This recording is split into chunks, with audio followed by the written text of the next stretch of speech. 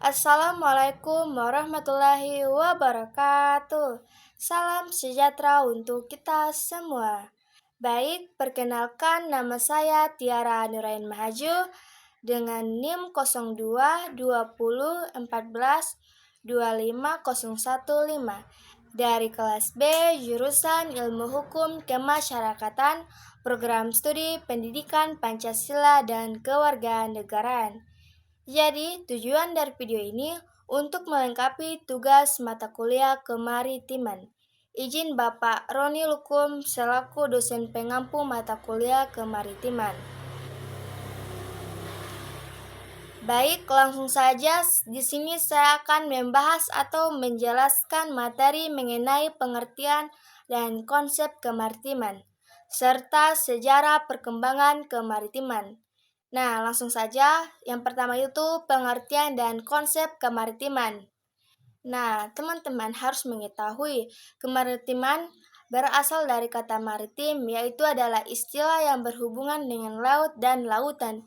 Secara harfiah, kata maritim berasal dari kata Latin, yaitu maritimus, yang berarti yang berkaitan dengan laut.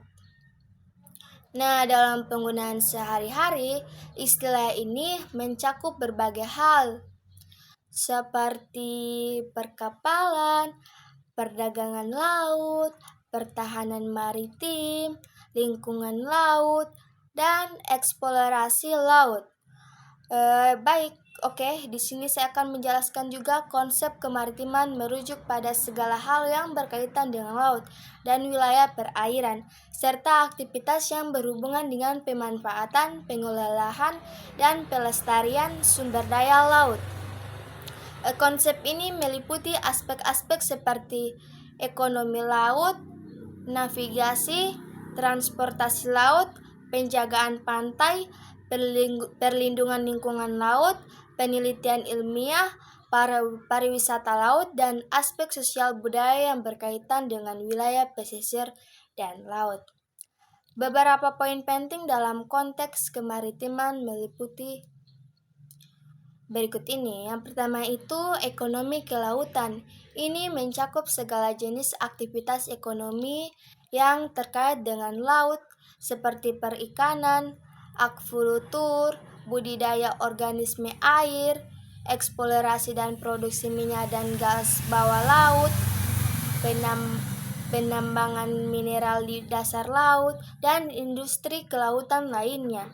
Yang kedua ini pelayaran dan transportasi laut. Aktivitas ini melibatkan pergerakan kapal dan barang melalui laut, termaksud transportasi internasional, perencanaan rute pelayaran, serta pengelolaan pelabuhan, peraturan keamanan dan lingkungan untuk pelayaran. Yang ketiga ini perlindungan lingkungan laut. Ini termaksud upaya untuk menjaga keberlanjutan dan kelestarian lingkungan laut seperti pengelolaan sumber daya ikan yang berkelanjutan, pengendalian polusi laut, dan pelestarian ekosistem laut. Nah, yang keempat ini pengelolaan wilayah pesisir. Ini melibatkan pengelolaan dan pengembangan wilayah pesisir, termaksud pembangunan keberlanjutan, pengendalian banjir, pemelihara ekosistem mangrove, dan upaya untuk meminimalkan dampak erosi pantai. Nah, yang kelima ini riset dan penelitian laut. Bidang ini melibatkan penelitian ilmiah terhadap berbagai aspek laut, seperti biodiversitas laut, dinamika oseanografi, penelitian arkeologi bawah laut, serta pemahaman tentang perubahan iklim dan dampak terhadap laut. Nah, itu dia pengertian dan konsep kemaritiman. Nah, setelah ini saya juga akan membahas tentang sejarah perkembangan kemaritiman Indonesia.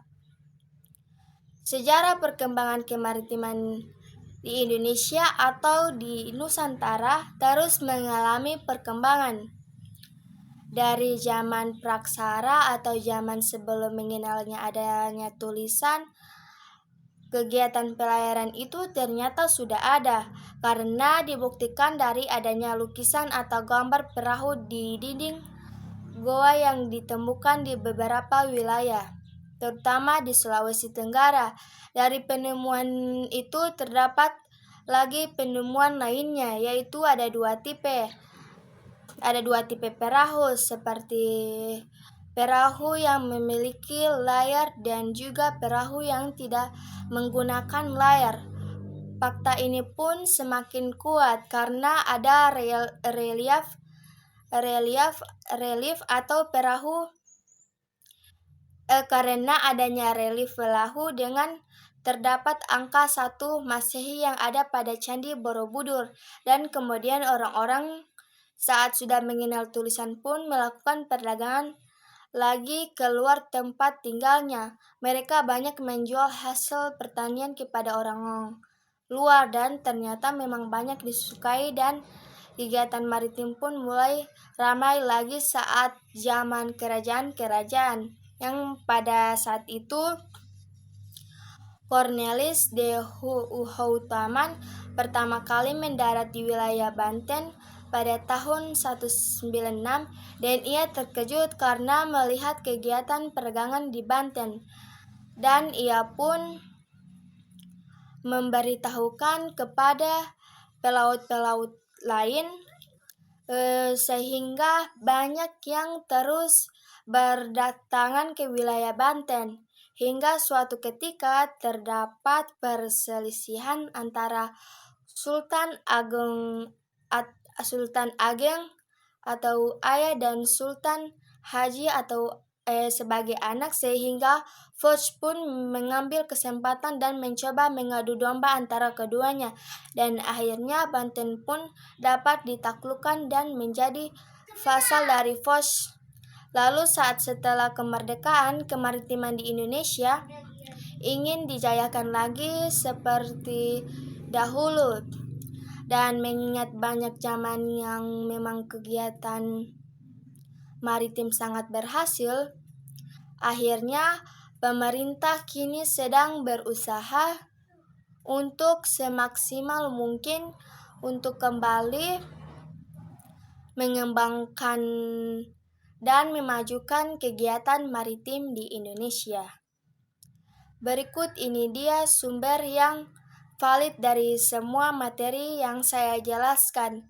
Pertama, dari pengertian dan konsep kemaritiman dari artikel yang tertera di bawah ini, dan sejarah perkembangan kemaritiman diambil dari jurnal yang tertera di bawah ini. Baik, di sini saya akan memberikan kesimpulan dari penjelasan yang telah saya sampaikan mengenai pengertian dan konsep kemaritiman serta sejarah perkembangan kemaritiman.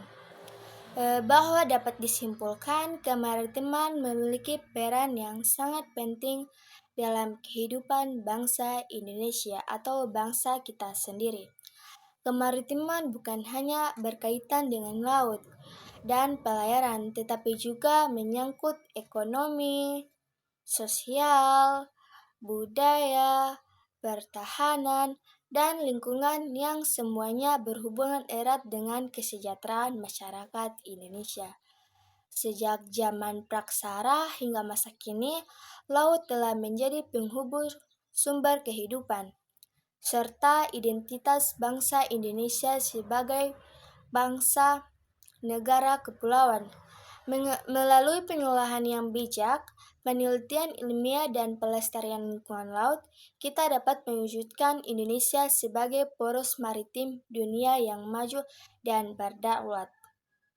Nah, sebagai generasi muda, kita memiliki tanggung jawab untuk menjaga, mencintai, dan mengembangkan potensi maritim Indonesia sebagai wujud rasa cinta tanah air dan pengabdian kepada bangsa.